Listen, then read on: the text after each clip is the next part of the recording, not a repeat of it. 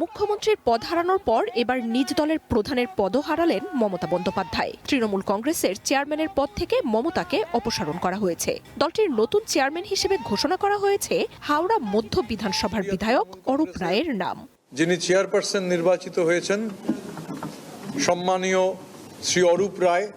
বিদ্রোহী শিবিরের বৈঠকে তৃণমূলের সর্বভারতীয় সাধারণ সম্পাদকের পদ থেকে বহিষ্কার করা হয়েছে মমতা বন্দ্যোপাধ্যায়ের ভাতিজা অভিষেক বন্দ্যোপাধ্যায়কেও। সোমবার বিধানসভায় বাজেট অধিবেশন শেষে তৃণমূলের ৬০ জন বিদ্রোহী বিধায়ক নিউ টাউনের একটি হোটেলে বৈঠকে বসেন। কলকাতার প্রায় ৭০ জন সাবেক কাউন্সিলরও উপস্থিত ছিলেন ওই বৈঠকে। তৃণমূল কংগ্রেস অল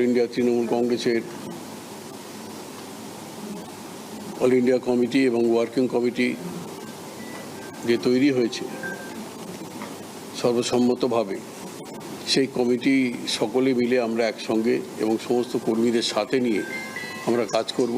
সভায় ৩০ জনের নতুন কমিটি ঘোষণা করা হয়। আগের কমিটি ভেঙে নতুন জাতীয় কর্মসমিতি গঠন করেন তারা। সেই কর্মসমিতির চেয়ারম্যান হন অরূপ রায়। নতুন কমিটির সহসভাপতি হিসেবে রয়েছেন অরূপ বিশ্বাস, ফিরহাদ হাকিম এবং রথিন ঘোষ।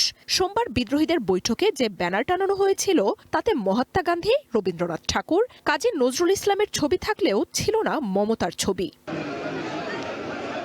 বিধানসভা নির্বাচনে ভরাডুবির পর থেকেই তৃণমূলে বিদ্রোহ ছড়িয়ে পড়েছে। দলের মধ্যে ভাঙন স্পষ্ট হয়ে ওঠে ৫৮ জন বিধায়কের সমর্থনে ঋতব্রতকে বিধানসভায় বিরোধী দলনেতা করার মধ্য দিয়ে। একে একে ফিরহাদ হাকিমের মতো মমতা ঘনিষ্ঠরাও বিদ্রোহী শিবিরে নাম লেখান। লোকসভার সংসদীয় দলের ২০ সদস্যও তৃণমূল ছাড়েন।